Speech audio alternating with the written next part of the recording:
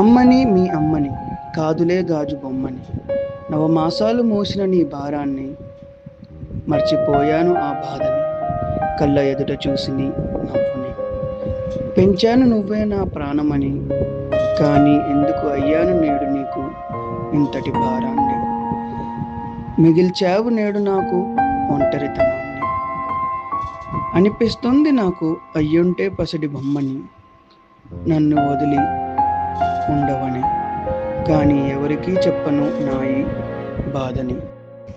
ఈ కవిత నేను దేనాధారంగా రాశాను అంటే, 2-3 ఆశ్రమాలకు మేము ఎప్పుడైతే షూటింగ్కి వెళ్ళామో అక్కడ కొంచెం మంది మదర్స్ వాళ్ళ కథను చెప్పడానికి అసలు ఇష్టపడలేదు.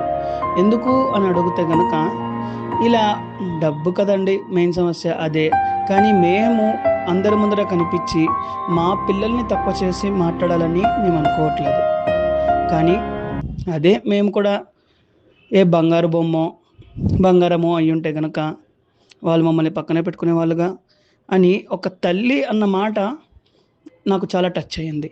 దాన్ని నేను ఈ పోయంగా మీ ముందు పెట్టాను.